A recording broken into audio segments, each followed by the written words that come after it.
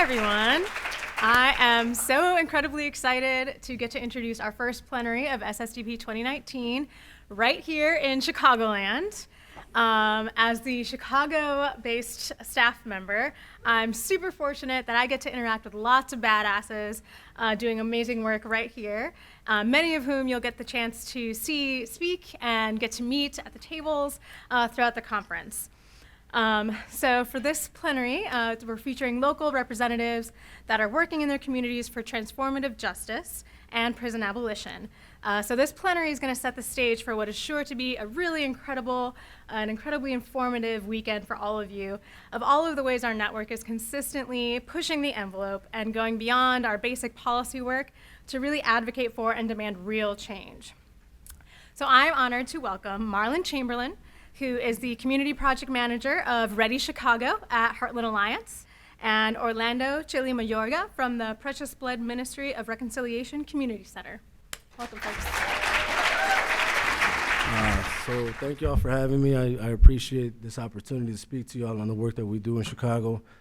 So my work is motivated by the fact that I was incarcerated for 20 years. I was a juvenile at the time of my incarceration, and my experience with the prison system was anything less than human, right? Like, you're treated like garbage by the authorities.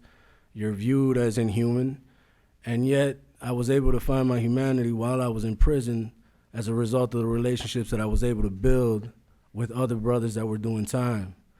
And it made me think about how I can maybe apply what it is that I learned from all these men while I was in prison and in jail to bringing that and building relationships out here. Because there's a disconnect in the way that we treat young people in the community. Because I myself was one of those young people, constantly surveilled, constantly being told by those that were supposed to have my best interests that I was gonna be nobody, that I was gonna end up in prison, and I internalized a lot of that stuff, right? So I knew that I wanted to do something with all these experiences that I had, and to be able to provide an example, not a word, but an example of what can happen when you have people around you that listen and that care about you without any strings attached, right? And that's part of the liberation work that I do, because I've learned a lot. I was able to get an education while I was in prison, both formal and informal, and a lot of what I learned was again as a result of those relationships, man. There are philosophers, there are professors, there are doctors, there are all these types of people without a paper that says they are that, right? And those were my best teachers in prison.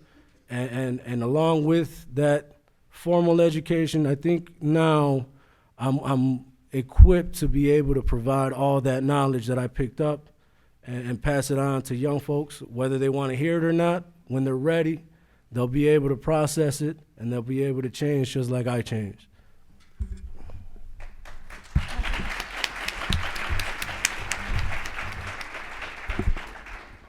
Good evening.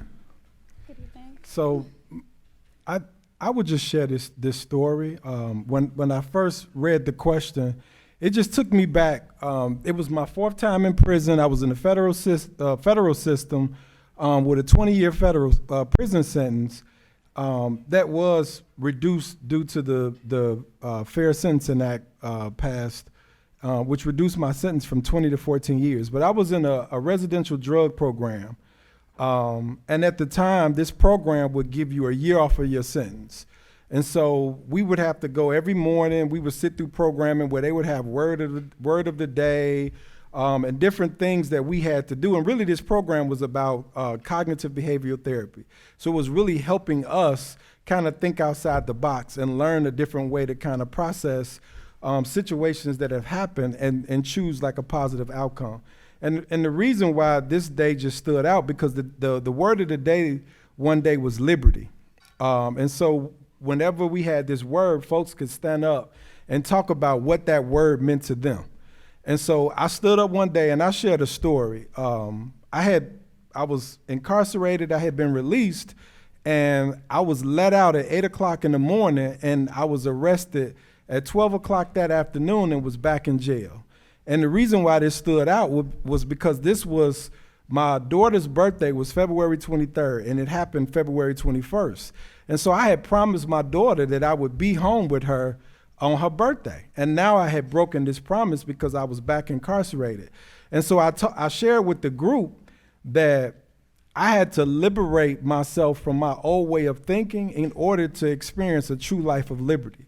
And so for me, it was about, I had an opportunity to be around some men who really poured into me in prison. And these were things, I was exposed in the federal system to people who normally I wouldn't have access to in my neighborhood. So I was able to learn the stock market, I was able to take advantage of a lot of college classes. And so when I was released, I came home, and the motivation for me is that so many men had poured into me in prison that I wanted to give back. And so I initially started doing organizing work because the same folks who did the organizing work that led to my sentence being reduced, I wanted to give back to them. And so I initially started off working on legislation that would either enhance or remove barriers for people with records. And the current work that I'm doing now is we're working with perpetrators and victims of gun violence. And this is a population that a lot of folks don't want to deal with because there's they've experienced a lot of trauma. And so these are guys that were out actively shooting people and involved in gang activity. And I still carry and believe that in order for us to really free people, when we talk about liberation work, you have to acknowledge and tell people the truth, which is dealing with the root causes of why folks are dealing with some of the trauma and some of the experiences that they're having. So my experience wasn't that I was liberated in prison. It was really about me freeing myself up to think outside the box and question why 9 out of the 10 people in prison were either black or brown. These were things that really caused me to think outside the box, to say, no, there's something systemic behind what's happening. And I feel like that was the beginning of a liberating experience that just motivated me to say, I want to come home and also help other people on their own liberation. It's not me that would give it to them, but just bring and model something different so that folks can see that we can do something different.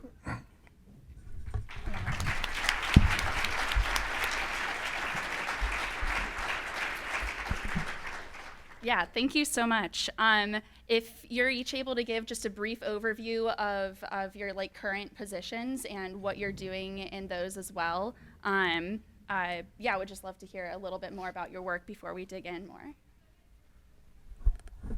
So as far as the work that I do at Precious Blood, when I came home, I was given the opportunity to become a mentor coordinator, pretty much identifying people who wanted to give back and to be able to mentor a young person.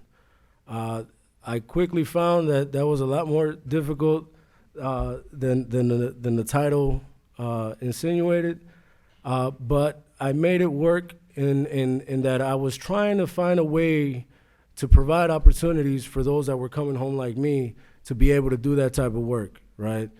In the neighborhoods or for me specifically, the neighborhood that I grew up in, it seemed that the people we always looked up to were those that either had done time or were home from doing time.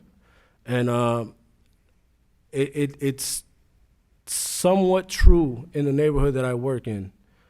These brothers are not accustomed to having people from outside the neighborhood come and tell them how to live, right? But in recognizing that we have been part of the struggle, we have experiences similar to them, it lends just that little added credibility to the message that we bring, right? To the message that I bring and the brothers that are mentoring. A lot of the stuff that I ended up doing was trying to connect not only mentors with youth, but also these mentors with resources as well, which was outside my job responsibilities, but I was doing it. So my supervisor and my executive director ended up giving me a promotion and doing reentry case management. So that's what I'm doing now at the center. I ended up being able to draft what has now become opportunities for people coming home to have an apartment to go to. It's a pilot program without strings attached to the state. We're not looking for money from the state because we know that when the state gets a hold and gives you money, they want to attach incentives, or not incentives, but they want to be able to prevent or exclude people from coming home into those spaces. And we didn't want to do that. So thankfully, like, I have a supervisor and an executive director that gives me license to come up with ideas on how to address those issues of mass incarceration and recidivism, right? And we know that housing is one of those big things. So another legislative endeavor that I'm being part of now is how to address that on a systemic level, trying to make sure that we somehow become, what's the word? It's a certain class, a protected class, right?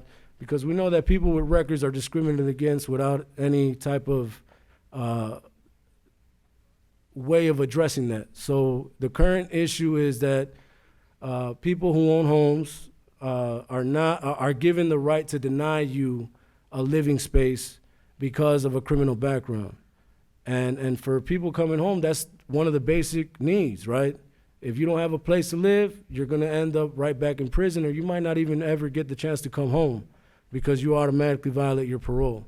So that's one endeavor that I'm part of. Another is trying to address and think about how mass incarceration tends to, or the prison industrial complex tends to evolve, right? So right now everybody's talking about prison abolition, right?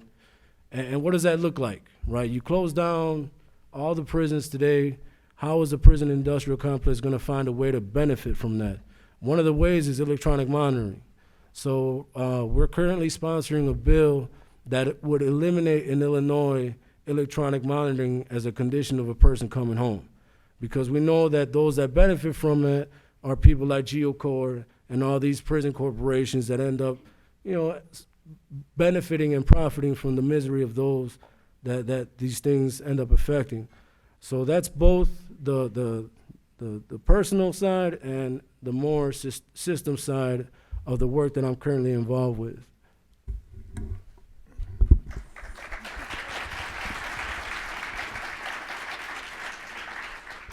So my role with Ready Chicago, and just to give you like a quick overview of what Ready Chicago is, Ready Chicago is an anti-gun violence initiative. So it's an 18-month transitional jobs program for perpetrators and victims of gun violence that also offers a CBT component where the guys are paid $12 an hour when they start off. In each stage, because there's 4 stages to the Ready Initiative where they're able to earn a raise throughout each stage. They also receive a $25 gift card for participating in the CBT group therapy sessions every morning. And this program we're in partnership with Heartland Alliance. We work with an outreach agency and then Centers for New Horizon, who is the transitional jobs provider. And so a lot of times our outreach workers receive a name of a person that they don't know. And we're also in partnership with the University of Chicago's crime lab. And so when the outreach workers receive a name from the crime lab, this is somebody who has been predicted that over the next 18 months, this person will be shot or will potentially shoot somebody.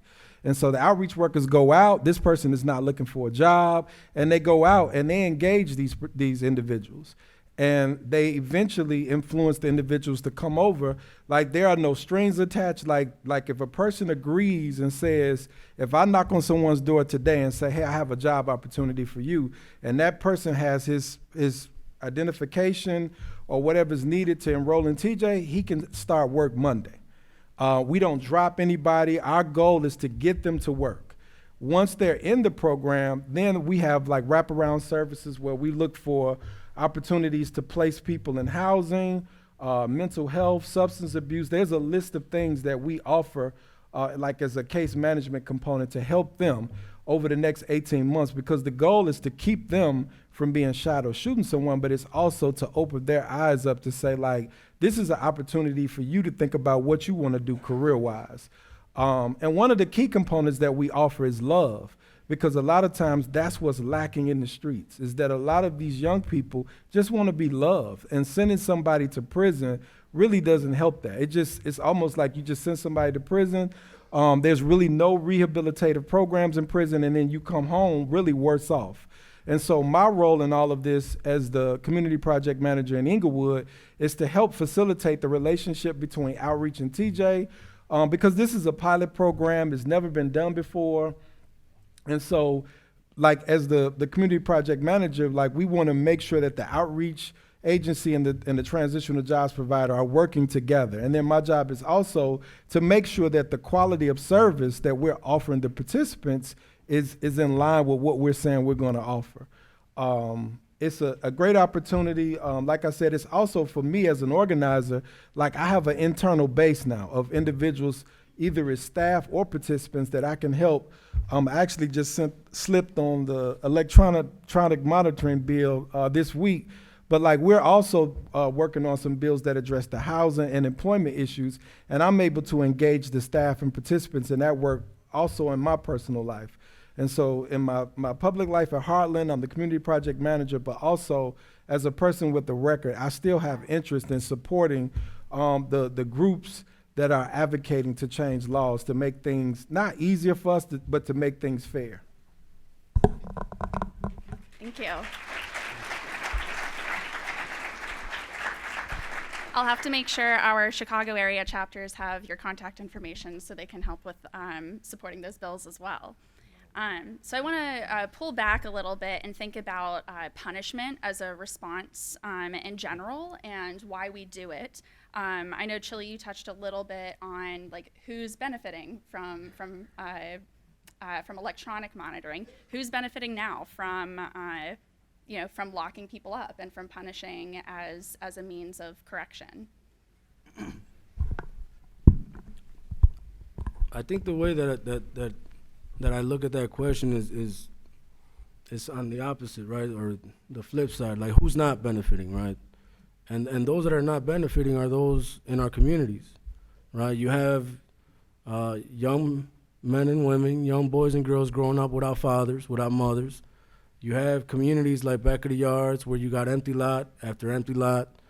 You have no investment in communities like back of the yards. And I'm going to highlight back of the yards because that's the neighborhood that I'm very familiar with now as a result of my work. We may not have gun shops on every corner like they do in California, but the guns are rampant in the streets, right? And there are no gun manufacturers in the different gang-involved youth that we work with, right? So the guns are coming from somewhere, right? And the guns are wanting to be placed in our neighborhoods for a particular reason, to continue to criminalize our young black and brown people, and black and brown people in general. Who's not benefiting? The grandmother who has to raise her grandchildren by herself. So these are all the people that are not benefiting from it. And who are, right? That's the question that Elise just asked. Who are benefiting? Well, those who are in power, right? Those who want to continue to categorize and create a narrative around who people of color are. So I think I choose to answer it in that question because when we focus on who it is that is benefiting, we tend to, I don't want to overlook those that are suffering the most, right? I think about my mother. I think about my little brothers who didn't grow up with some sort of role model, right? I may not have been the best, but I know I wanted the best for my little brothers and my little sister, and yet they suffered, right? And that's not taken away from the accountability that I bore having made a terrible choice, right? But at the same time, I wish there would have been systems in place to address the needs of those that I left behind because they suffered a lot, right? They lost a home, you know what I'm saying? They paying my lawyer fees, trying to feed me while I was in jail, and yet I wasn't able to do anything about it, right? So I just want us to definitely focus more on those that are not, and also keep an eye out for those that are benefiting on it, because it's certainly not us, right? And it's probably not you sitting in these chairs in the audience.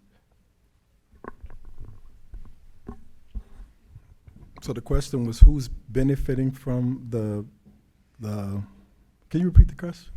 Yeah, who is benefiting from the way that we approach like corrective behavior and like incarceration today? Like what systems are in place that allow this to continue and like profit off of its continuation? So I would definitely just piggyback off of what Chili shared, and I would also just say that big corporations and big corporations are benefiting off of punishment in prisons, because even as Chili shared, like when we're incarcerated, like when our families come to visit us, even if they can afford to, they have to pay to stay in a hotel. They sometimes have to rent cars. And so it's so many areas where people are benefiting. You look at like commissary, which folks in prison are buying.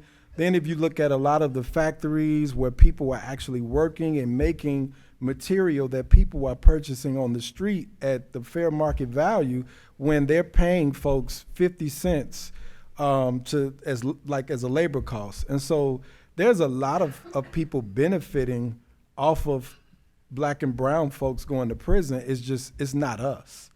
And then also like just the label, like even if you don't touch a prison sentence, just the label alone of being a convicted felon could prevent you from housing, employment. So it almost pushes you back to a place to where you're back in the streets, and then you go back and you commit another crime, then you end up back in prison.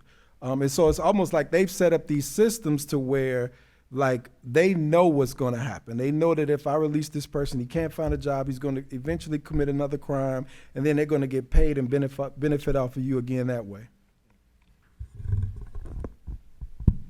I mean, if you were looking for specific names of people that are Yeah, call them out.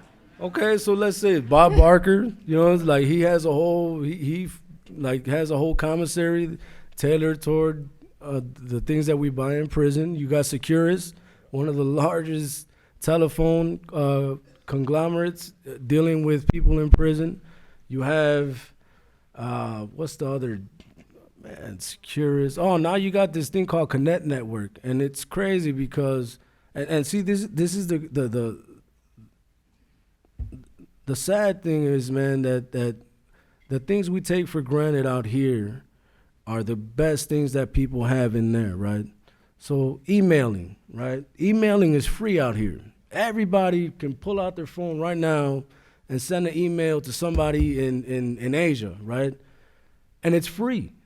But people in prison are paying for it, a free service. You know what I'm saying? And even like, so yeah, I just want to say and it's sad, and I use that word because like what other choice do people in prison have in order to be able to communicate with their family at an affordable price, right? I remember, and this was many years ago, I remember my family paying a $750 phone bill, because calls at the time were like $15, $20 for 15 minutes for me to talk to my family.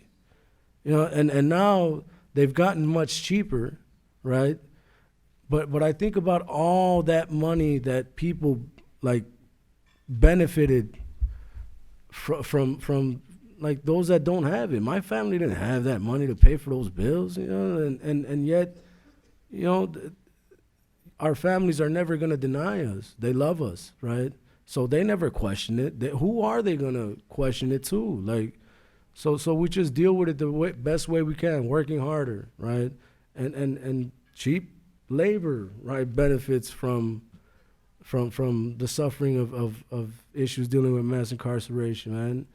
So yeah, so those are just some of the few things. I'm sorry to have gone on a rant, but it's hard not to think of those that were impacted the most, and then just thinking about everybody that's impacted, because those are millions of families across the United States and across the world, man.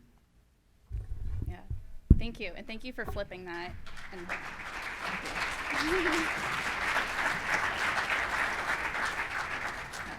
And thank you for initially flipping that to discuss, like, you know, who it's hurting too, which I want to talk about we as an organization, as a community, like, are pushing for like the end to drug criminalization. And a lot of times we think about that as a like victimless and nonviolent crime. And there's a distinction that I see coming from a lot of people in our network and people in the drug policy reform movement of releasing all nonviolent offenders and like creating that distinction between violent versus nonviolent offenders. I'm wondering if the two of you can help us, maybe blur the line there a bit and figure out why like we shouldn't just be fighting for nonviolent offenders. Like incarceration is not the appropriate response to violent crimes either. You want to try that one first?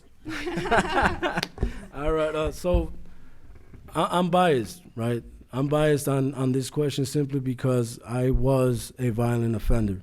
So I'm always going to stand on the side of making laws or policies to benefit everyone, right? And that's not the case. Violent offenders are those that are deemed the worst of the worst, and yet it was violent offenders who were my best mentors and educators. Why? Because a lot of times what happens when a person causes a violent crime, and I'll use myself as an example, it's a split-second decision made based on the trauma that Marlon speaks to when it comes to the program that he's employed at, right? We grow up seeing our mothers abuse drugs. I'm gonna use myself as an example, right? I grew up seeing my mother abuse drugs and alcohol. I grew up seeing my mother being the victim of domestic violence, like brutal domestic violence. I'm not just talking about a smack in the face, but like she ran into a lot of shitty dudes, man. And all that made me an angry little dude. It made me an angry little person. And one thing that, a term that is used a lot when it comes to trauma is that hurt people, right? And that's what it was, man. I was going through a lot, and I was choosing to express my anger, my fears, and my sadness, trying to make others feel what I was feeling. And that wasn't the right answer, but it's what I had learned, and it's what I knew, right?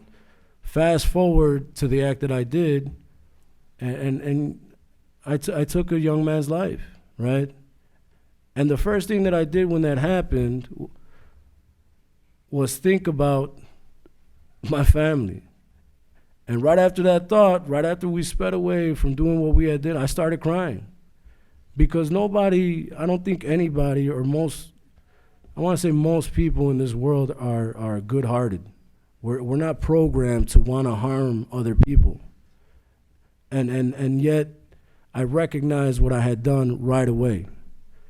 So I say that to say that those split-second decisions end up marking the rest of our lives, right? And yet it takes time to grow up out of a lot of the stuff that we thought we knew. So me being 17 and put into what we say is a different world, I saw things differently right away. The very same people that I was trying to cause harm to were the ones that were aiding me the most. And this is that narrative that people don't share, that you don't hear, right? And this is a narrative that young people out here are not hearing, right? So what I'm saying is that people age out of a lot of those juvenile thoughts and the misconceived notions that we have out here. And it doesn't take 40, 50, 60 years for a person to learn their lesson. I think I learned my lesson right away, right? But the way that the criminal justice system works, they want to punish somebody for committing a crime against a specific law. And I don't hold the family any type of ill will for them wanting what they think is justice or what they thought was justice, right? And yet, I think I'll address this a little more on another question, but the way that the criminal justice system deals with crime does not provide healing for anybody, right? Though I grew up out of it, though I learned my lesson, and though I was able to experience some semblance of humanity, even in the worst of places, I'm always conscious of what happened with the family that I caused the harm to. And the criminal justice system never addressed that. So when it comes to, again, the question of why do we exclude violent offenders, is because that's the narrative that we're given. That's the narrative we grow up believing, that those that commit violent crimes will again commit a violent crime, and that's just not true.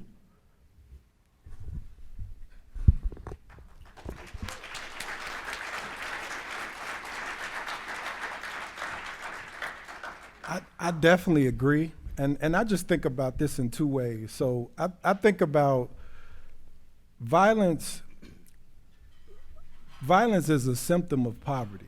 And so I was in New York a couple of weeks ago, and they showed a documentary of 13 men who all had at least 45 years or more they were all convicted with a violent crime.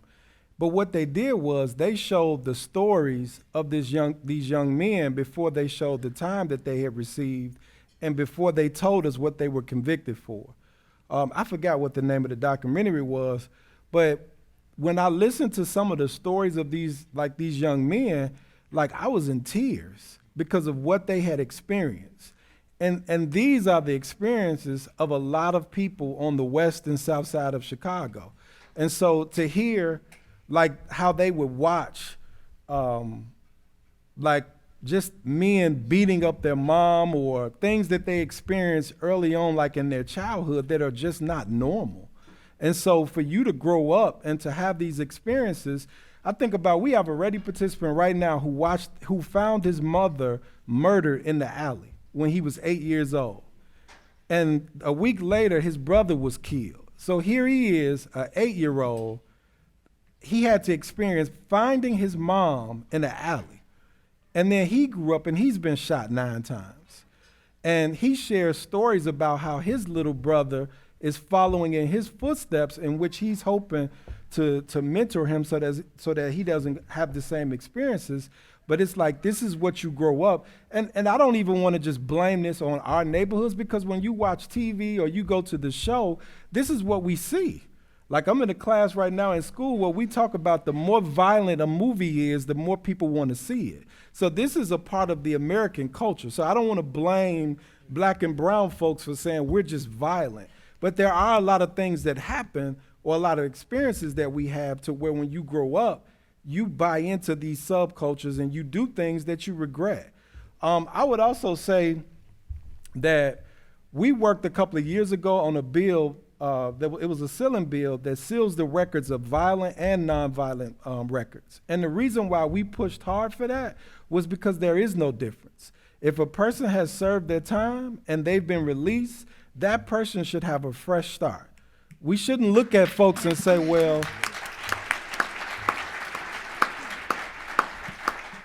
because ultimately what we're saying is that we don't have any faith in the criminal justice system, because we sent people to be rehabilitated, but then we release them and say, well, because he has a violent conviction, he can't do this or he can't do that. So it's almost hypocritical, because you don't have any faith in the system, but then you want me to do time, but then when I come home, I can't get a job or move forward in my life.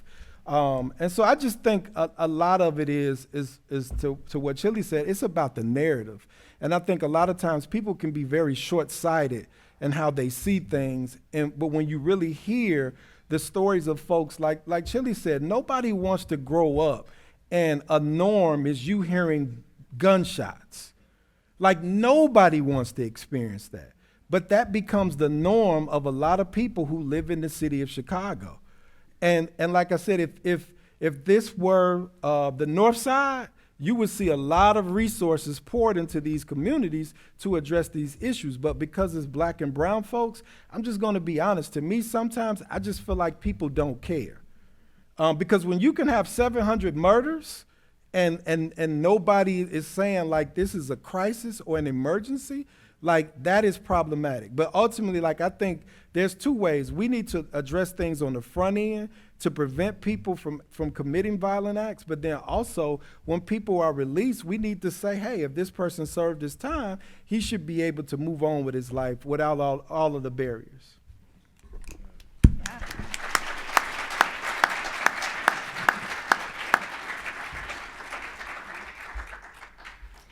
So we've discussed that incarceration is not healing for the perpetrators of any kind of crime. It's not healing and did nothing to address people who are on the receiving end of violent crimes and their families. What does healing look like for both families or like the people on receiving ends and for perpetrators of crime? What can it look like?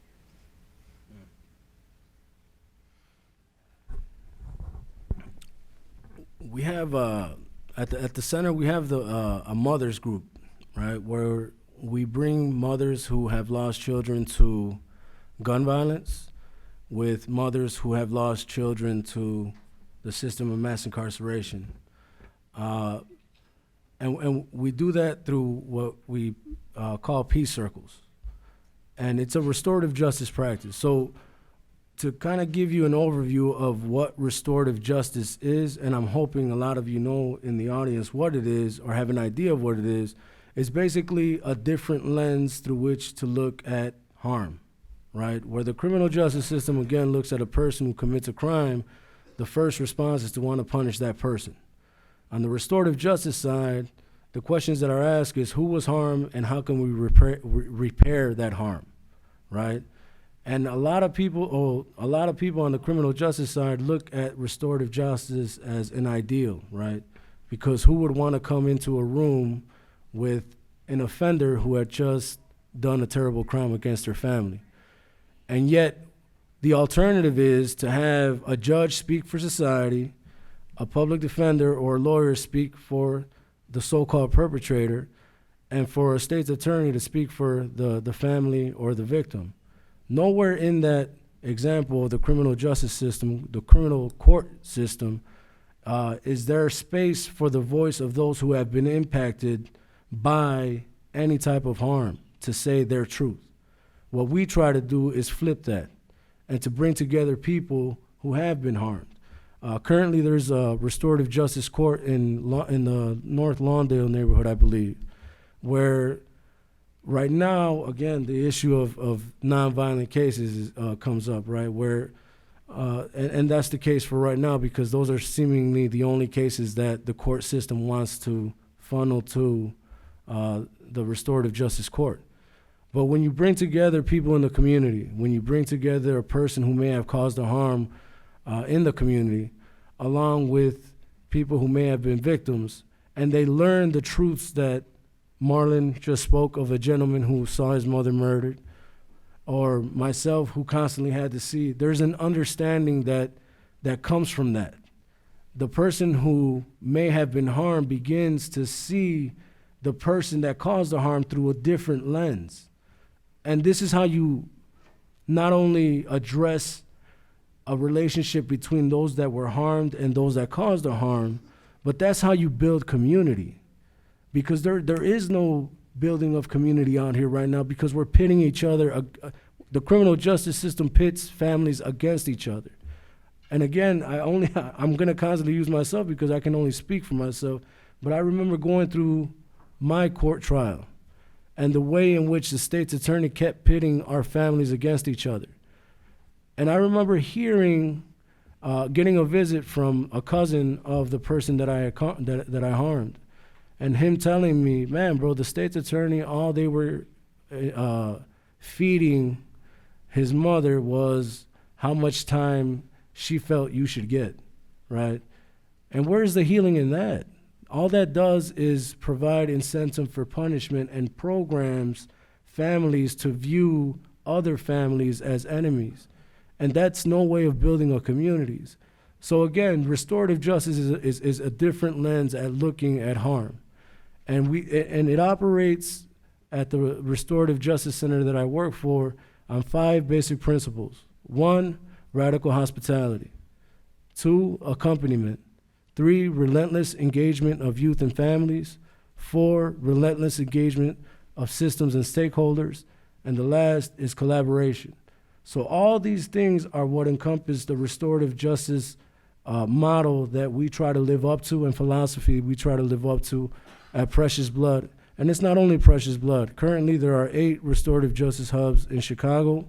We all work together to try to address the neighborhoods that we're in. So this is the way that we try to impact all of Chicago instead of just back of the yards.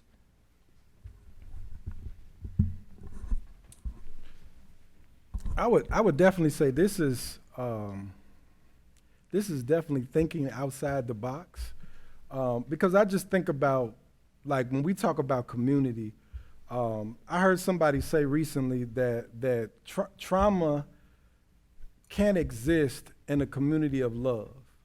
And so to me, when I think about healing, I just think about, like, the RJ principles definitely promote healing and love, but it also puts the responsibility back on the community, and not the criminal justice system, because I don't know why we even say criminal like justice, because there is no fairness in the criminal justice system. But I also think about, like, my first experience, and it's funny because when I was released from prison, one of the first places I went was Precious Blood. I didn't know what the RJ principles were. I didn't know anything about RJ, but I had an experience in prison. Towards the end of my sentence, I was what you call a goody two-shoes as far as an inmate. I was doing everything I was supposed to, and I was in this program to where if one person messed up, we all were punished. And so one day something happened, and I was upset because I was running around like, man, I didn't do anything. Why should I be punished? And I'll never forget, one of the drug treatment specialists said, imagine your daughter when she's at a football game as a cheerleader, and she looks in the crowd and she doesn't see her dad. And he said, imagine your son when he's on the football field and everybody else is looking at the stands and looking and waving at their father, and you're not there. And so what happened to me at that moment was I developed empathy, because I didn't know what empathy was. Because he also went on to say, think about how when you were terrorizing your neighborhood, how your neighbors felt who weren't involved in things in the streets. And so for me, I started crying, because that was the first time I had to look at myself and say, I can blame everybody else for the things that I've done, but I have to take responsibility. And so from that day forward, I was able to put myself in the shoes of my kids or my family members' shoes, to say, before I do something, I have to think about everybody that's going to be affected. And so when you have these circles, because when I went home, the first circle that I was in Precious Blood, like, I didn't even want to say anything because the circle was just so powerful. And it's an experience that you have to experience to really understand, but it works. And to me, I think that when we talk about the RJ experience and we talk about healing, that is one of the ways where not only can we talk about, because there's also a process. Like, we don't just go into the circle and talk about the issue. We build as a community, and we build to where we have opportunities to learn about each other's struggles, what we've experienced. And so when you walk away, you're guaranteed to have a different outlook on the people that's involved in that circle, and it builds community. Because right now, like as Chili said, we're in so many instances, we're pinned against each other that there's a sense of scarcity, to where we're fighting over the little resources that are available in our communities, and we don't get a chance to sit down and really build with one another to where we learn. And we learn the different challenges that folks are having. And so I would definitely say this is something that this is thinking outside the box of saying, like, if there were no prisons, then what would we do? Because it's funny, like my kids are young, and when you ask them how do you stop the violence or the gun violence in Chicago, they say, hey, just take all the guns. And that's a simple solution, but as adults, we make it complicated. So I would say that the RJ principles are definitely something that we can use as far as building community, and not just punishing people.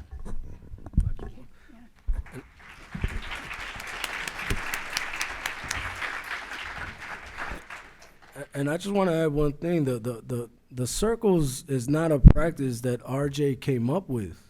These are practices that were in existence in indigenous communities before we became reliant on a criminal injustice system, right?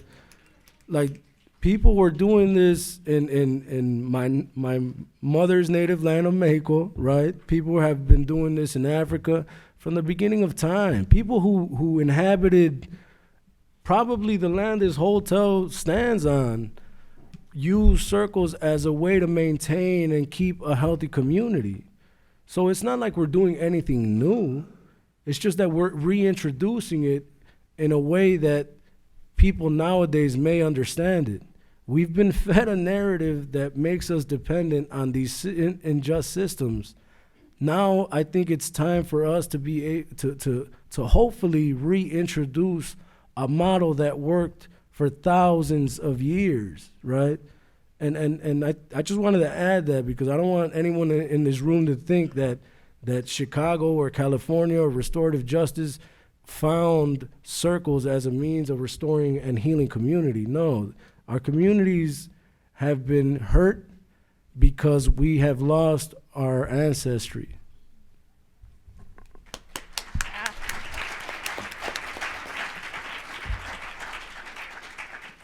Thank you for that. In thinking about solutions and coming together as communities and community accountability and post like prison abolition, where we are now, it feels like we're not in a place where we can jump straight from this to prison abolition in a sustainable way, and so like reform is a big piece of that.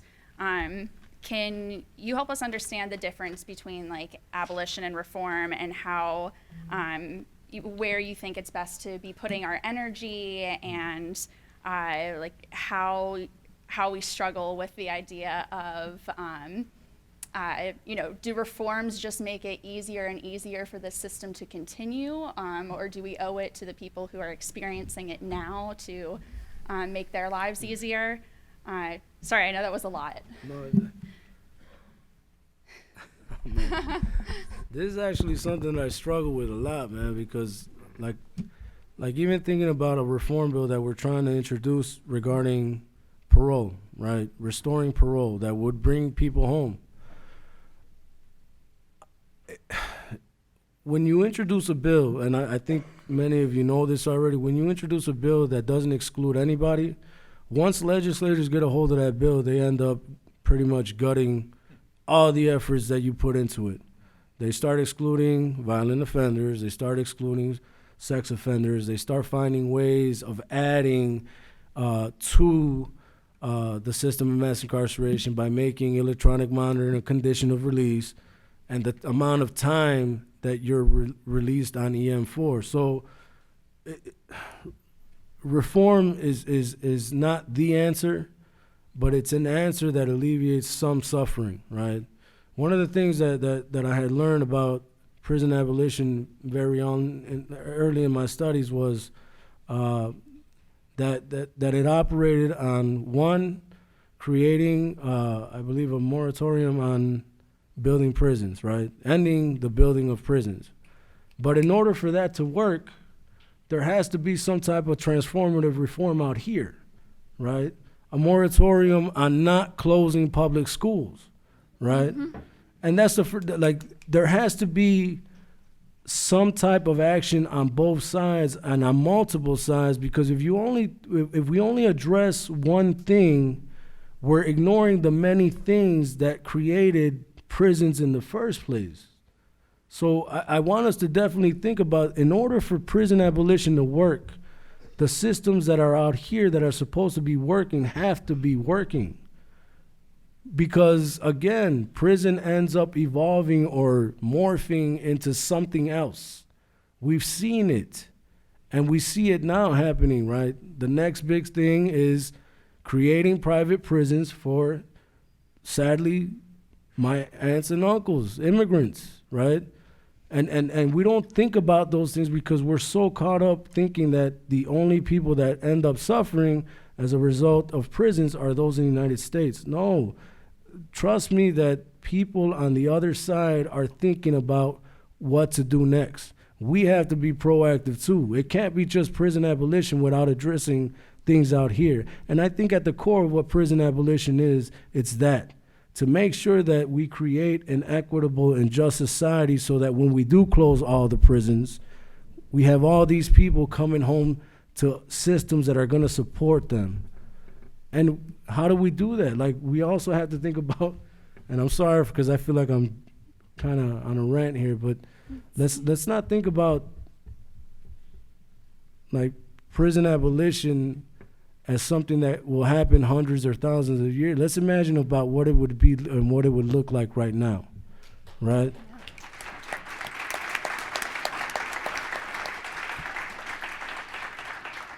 And I just want us to make sure that we always begin our fight with that thought in mind and not have to think about what it will be like in the future. I'll be very brief because I agree what Chili shared. I would just also say that the way that I try to look at it sometimes is that I feel like the reform piece is like the short-term like process. But like the long term should be building momentum and building movements of people that are all in agreement that this is what we want. And so I, as an organizer, I always look at like whenever we would fight for a piece of legislation, basically what we would learn when we would like self-reflect as a unit is that a lot of times we couldn't move stuff because we didn't have the people power. I've spent many days on the rail in Springfield, like this the rail where you can send in a card and they'll come out. And I always told myself that I want to be able to send a card in, and when they see the group or the name on that card, that the legislators run out to come speak to see what they want because they're afraid. And so for me, I think it's all about building power. So I do agree that the short term, we should constantly move to build these short-term reforms, but the long-term strategy should always be, as Chili said, within the next, I'm a part of a group right now that wants to cut the prison population in half by 2030. So I think we set a date. And we continue to build power. Like this has to be like I live and breathe this work. And so it has to be real because we experience this on a daily basis. And so if folks come together from all throughout the country and saying this is what we want, then it'll happen. But we have to have a strategy. We have to develop power. We have to build relationships to make this happen. And it's a lot of work involved, just to be honest. But if we're serious about making this happen, then we have to make that commitment and begin to take steps to make it happen. Thank you. We're close to out of time, but I want to give you both a chance to leave us with some final thoughts, and I'd like you to give us a call to action too, so something that all of us in this room can do either today or when we get home from conference or going through the rest of our lives, like something we can do to push away from incarceration and towards actual justice. Y'all are become judges, become aldermen, seriously, man. I mean, it sucks that we have to engage in the system that we were given, right? But man, that's the only way, man. All of y'all, like, I know school sucks sometimes, man, but man, like, that's what you need to do. I can't be a judge because of my criminal background, but I'm hoping that none of you in the audience have a criminal record that'll bar you from that. Judges have so much power. They got lifetime seats, right? So become judges. If you're into politics, and even if you're not into politics, man, choose a career in politics. Because we need you in those seats, man. We need people like all of you in this audience to garner that power. Because can you imagine if this whole room, have you ever seen those press things they have, the comedy things at the White House? You know what I'm saying? I forget what they're called. But anyways, can you imagine all of you being senators and judges and that's what it would take, because with one vote, all of you all can say, you know what, let's end prisons.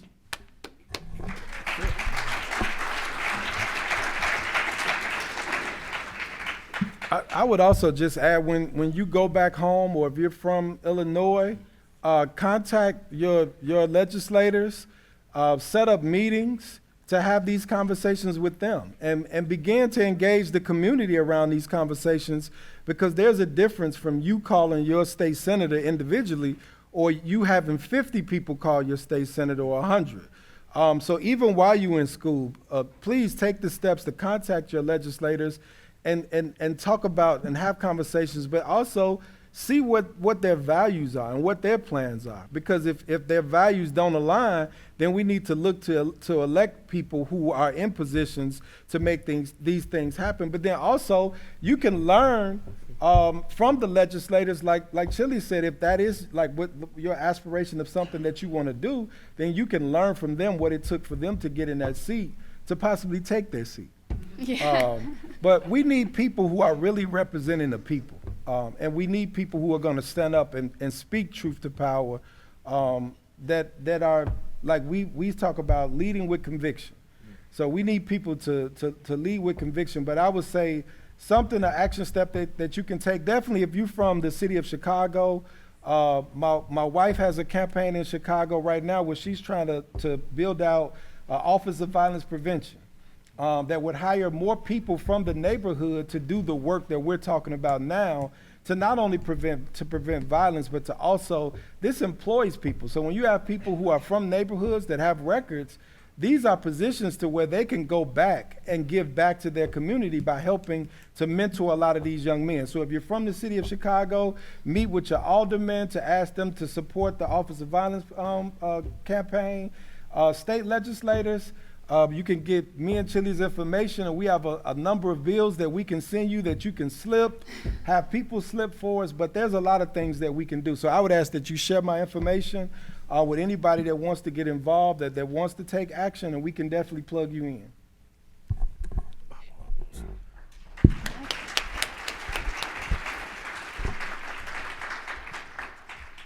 And I'm not trying to put anybody on the spot right now, but I want to let y'all know that there's a lot of privilege in this audience, right?